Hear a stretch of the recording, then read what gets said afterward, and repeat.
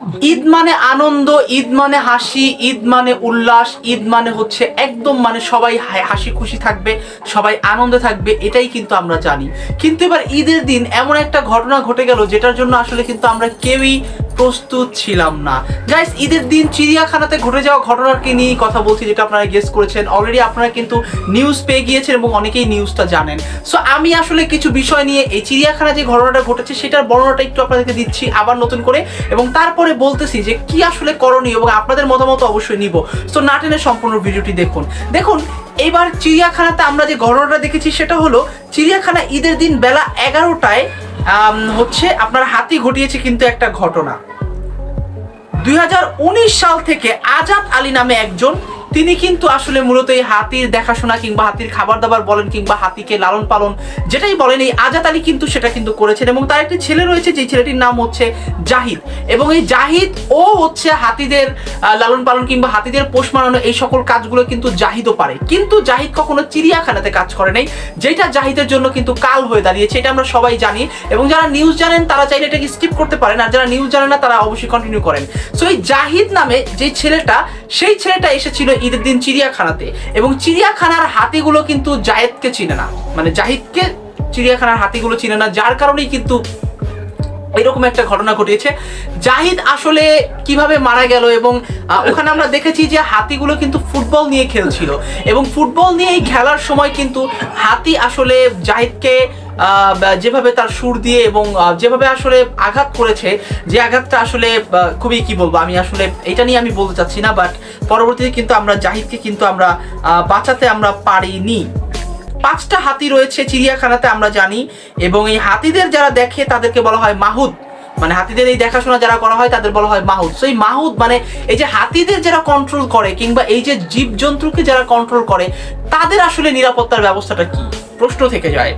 অনেকেই অনেক রকমের প্রশ্ন করেছেন, আমি একটা প্রশ্ন করছি যে যারা আসলে জীবজন্তুকে দেখে তাদের আসলে হচ্ছে আপনার মানে তাদের যে ভবিষ্যৎ কিংবা তারা যে সেফটি, তাদের যে নিরাপত্তা, সেটার জন্য কি রয়েছে।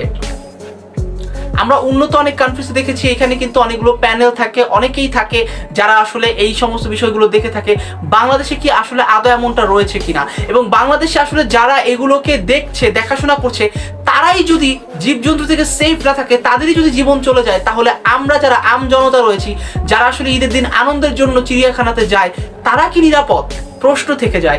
আপনারা এই প্রশ্নগুলোর সম্পর্কে আপনাদের মতামত কি, সেটা অবশ্যই কমেন্টস করে জানাবেন। আর এবার কিন্তু চিড়িয়াখানাতে এই ঘটনা ঘটার পর দেখা যাচ্ছে যে অনেকেই রয়েছে যারা কিন্তু মানে এই চিড়িয়াখানার ঘটনা ঘটার পর থেকে কিন্তু বয়কট চিড়িয়াখানা বলে কিন্তু একটা স্লোগান হচ্ছে। এবং এইটা আসলে যখনই আসলে কোনো প্যান্ডামিক সিচুয়েশন আসে কিংবা কোনো প্রবলেম আসে, তখন কিন্তু বয়কট জিনিসটা আমরা দেখতে পাই। যদিও এই বয়কট জিনিসটা আসলে তেমন একটা ভাইরাল এখনো হয়নি, বাট অনেকের মাঝেই কিন্তু চিড়িয়াখানা নিয়ে একটা ভ্রান্ত একটা ধারণা এবং চিড়িয়াখানা নিয়ে একটা কিন্তু ইতিবাচক তো নয়, আসলে নেতিবাচক কি বলবো, আসলে একদম নেগেটিভ একটা ধারণা কিন্তু চিড়িয়াখানা নিয়ে কিন্তু এইবার ঈদে 2024 সালের এই ঈদটাতে কিন্তু প্রত্যেকের আসলে চলে এসেছে।